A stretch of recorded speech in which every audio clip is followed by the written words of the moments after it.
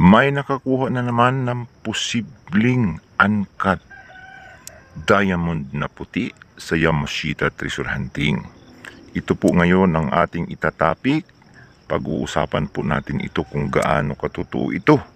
Ito pong nakuha raw niyang Yamashita Treasure na kulay puti na uncut diamond.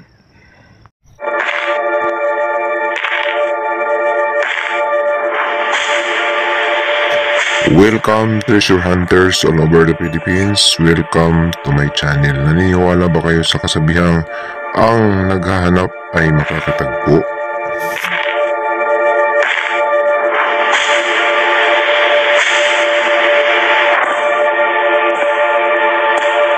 Magandang araw po sa kanilang lahat, Luzon, Visayas, Mindanao, hanggang Sabah. Tayo na naman po yan magbabalik sa isa na naman po nakakamanghang topic tungkol po sa Yamashita Treasure Hunting. At pag-uusapan natin itong nakuha na isang bagay na posibleng kayamanan, no? Sa Yamashita Treasure Hunting. Ito po ay ang isang puting uncut diamond na kanyang natagpuan. Pero bago natin pag-uusapan ito, tayo po muna ay magpapasalamat sa lahat po ng ating mga viewers, subscribers, haters, no? Sa patuloy po ninyong pagsuporta, panunood po sa aking mga videos, no? Sa hindi po mahilig sa treasure hunting, pwede po kayo mag-skip. So, para lang ito sa mga mahihilig sa kayamanan o treasure hunting, lalong-lalo na sa Yamashita Treasure Hunting. So, continue po tayo sa isa na naman pong nakakamanghang topic na atin pong ibabahagi sa inyo ngayon. Tungkol po ito sa kalakaran ng Yamashita Treasure Hunting, no? Isang bagay ang natagpuan ng isa po sa ating ka-treasure hunter na posibleng ito na ang kayamanan na kanyang hinahanap. Marami po sa ating mga kababayang treasure hunter ang mga aksidenteng nakatuklas, no, ng mga bato sa paningin, pero hindi alam ito na pala ang kanilang mga hinahanap na kayamanan sa Yamashita Treasure Hunting.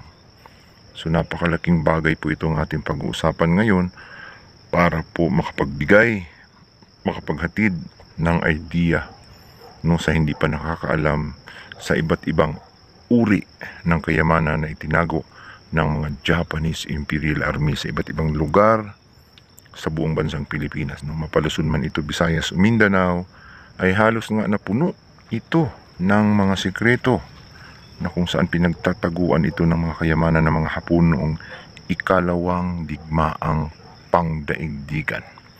Hindi pa po ito naubos sapagkat napakarami po ang kanilang itinago, magsimula sa mga antique, no, budas na iba't ibang itsura, iba't ibang kulay na nalot mula po sa mga museum, mga simbahan, no, mga temple ng Southeast Asia ay nadala dito sa ating bansa.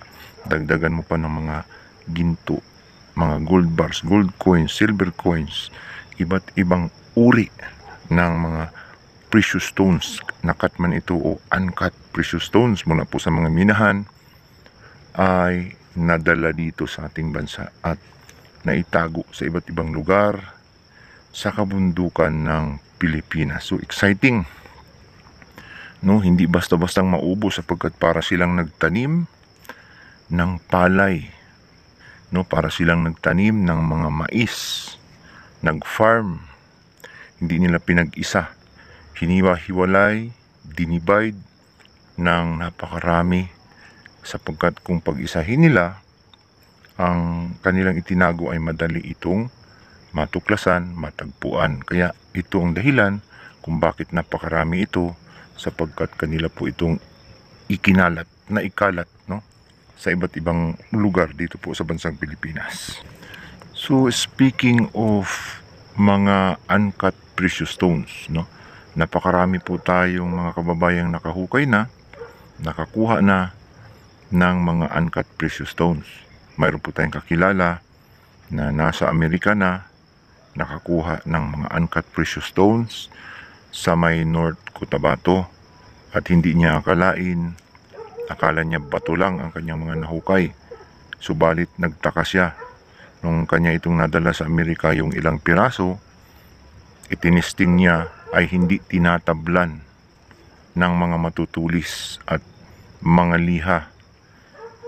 Hindi basta-bastang nagagasgas.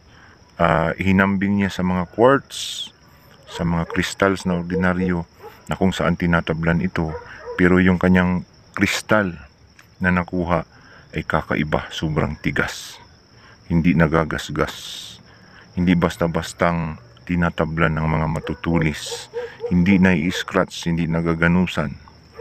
Yun siya nagtaka, at magnetic pa ang kanyang nakuha.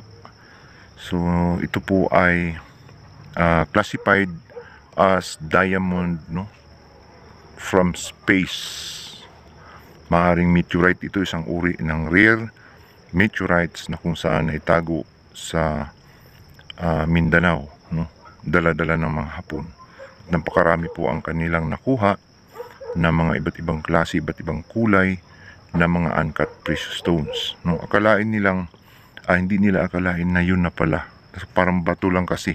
Bato talaga. Nung nabuksan nilang kaunti, crystallized pala sa loob. May mga kulay green, no? May kulay yellowish, at yung iba ay may parang pagka-red, no? Ibang klase. Napakarami. Drum. Halos ilang drum ang kanilang nakuha. So napakarami palang itinago ng mga Hapon.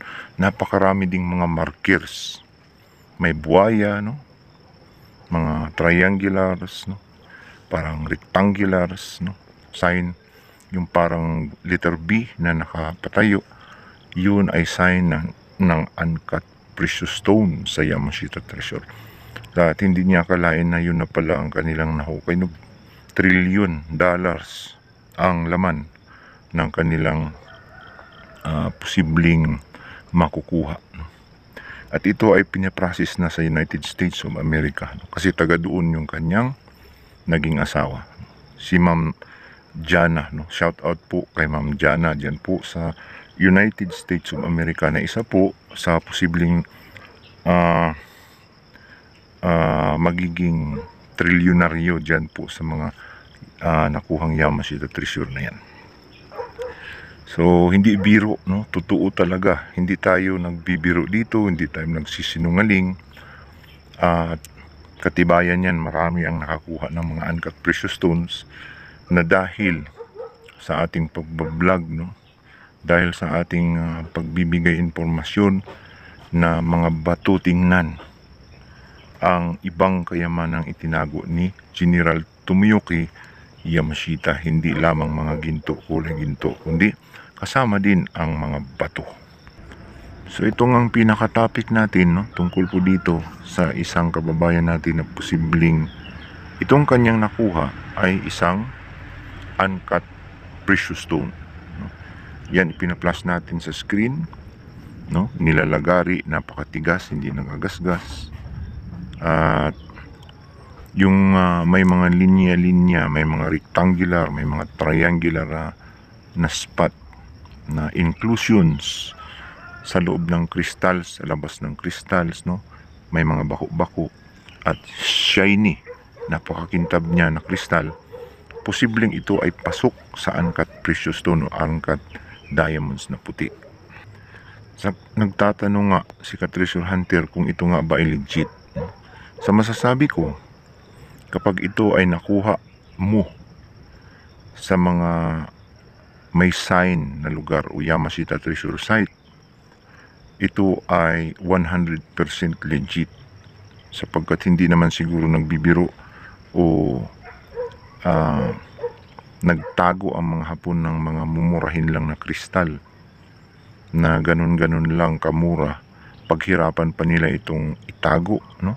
Balutin ng bato, ilagay sa mga kabatuhan, ibaon para lang sa walang kwentang bagay, no? Ito talaga ay may halaga kapag itinago ng mga Japanese Imperial Army. Sa mga katwid, ito ay legit na Yamashita Treasure, uncut precious stone o uncut diamonds. Subalit, kapag siya ay nagsisinungaling, Maaring nabili lamang niya ito sa online, itong mga crystals. Maraming nabibili ngayon ng mga crystals.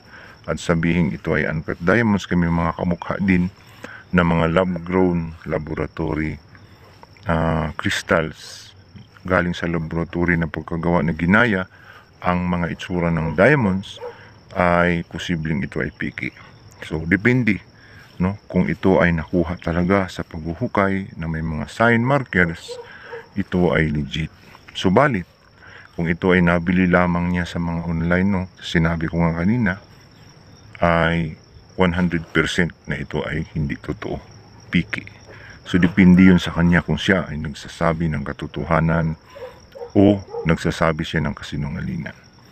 Pero ang makikita natin, no, imperfection, may mga inclusions, makintab, medyo malaki din, ay masasabi natin na kamukha siya ng uncut precious stones o uncut diamonds. Kung hindi man ito diamonds, uncut sapphires, no? Marami kasing uri na mga mamahaling bato, rare, na hindi lamang ito ang puti na diamonds ang pagbabasihan natin, kundi marami ding puti na mga mamahaling klase ng mga uncut precious stones. So, isa lang ang masasabi ko dito, payo ko ay ipalaboratory. Bago ipalaboratory, para sigurado, para hindi magastusan, ay i-check muna, bumili sa online ng mga diamond tester. I-check ng diamond tester kung papasa sa diamond tester. Doon pa lang magpalaboratory para mayroong certificate. At pagkatapos magkaroon ng certificate na may patunay na ito ay diamante nga, ay pwede nang i-post at ibenta, no? Yan po ang proseso. Kailangan may papilis, sapagkat hindi basta-basta ang diamond na kapag nakita mo ito, diamond na, babayaran mo, bibenta mo, ay pupwede na, sapagkat milyon-milyon, malaki ang halaga. Kaparihas yan sa isang lupa na kapag bumili ka ay kailangan mo ng titulo, sapagkat milyon ang halaga. At kapag magpakawala ka ng pira, kailangan mo ng katibayan at paninigurado na hindi ka mabukya o hindi ka maisahan. Yan po ang proseso sa mga precious stones. Kaya mahirap magbenta ng mga precious stones kapag walang papilis, kung gusto mo ng mataas ang presyo. Pero kung gusto mo ng mura, ay madaling maibenta ito, no? Black market, mabilis. Bumibili lang sila ng tagli 5,000, 10,000 na kung saan pwede kang malugi, dahil pwede ngang magiging diamond ang iyong hinahawakang bato. So hanggang dyan na lamang po. Sana po ay nag-enjoy kayo sa aking pinaka topic na inaibahagi sa inyo, na pwede kayo makapag-igib ng kaalaman na naman tungkol sa mga Yamashita treasure na posible ninyong matatagpuan pa sa iba't ibang lugar, no, dito sa bansang Pilipinas. Hanggang dito na lamang. Ito po yung treasure hunter nagsasabing kapag tayo po ay naghahanap, Jack, na tayo ay makakahanap. Ito na po yun, sir. Nasa mga 1/4 kilo ito. Yan.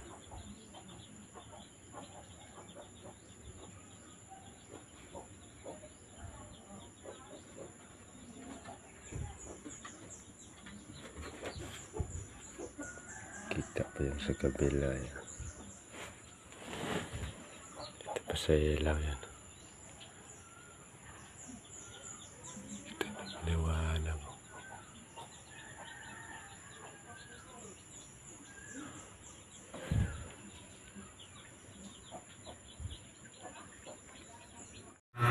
Ito na yung sinasabi ko sa iyo, brothers. Ito yung lansang. Yan, dikit sa lansang. Ito naman, kutsara. Yan. Kutsara, dumidikit na magnet kasi ito eh. At ito yung sinasabi ko sa iyo, brad. Yan o. Dumidikit na.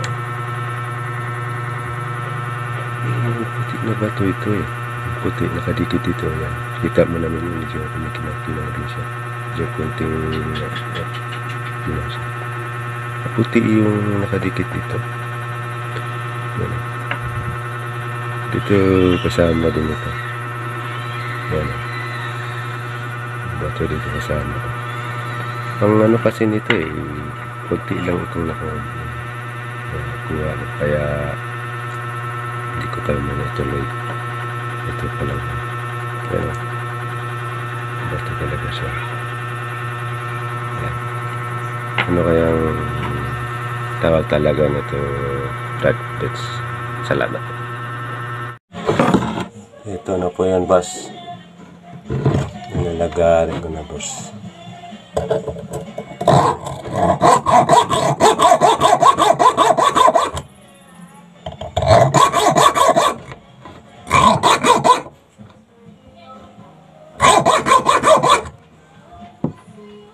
Napakatigas, boss.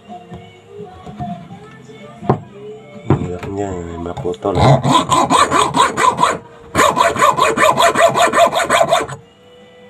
Nako.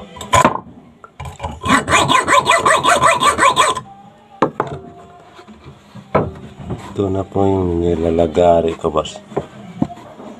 Ito.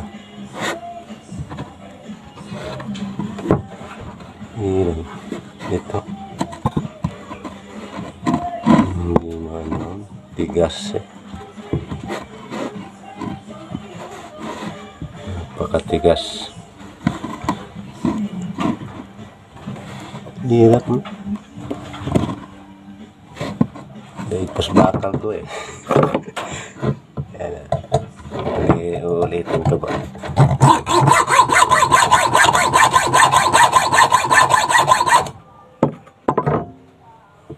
Hirap talaga, boss.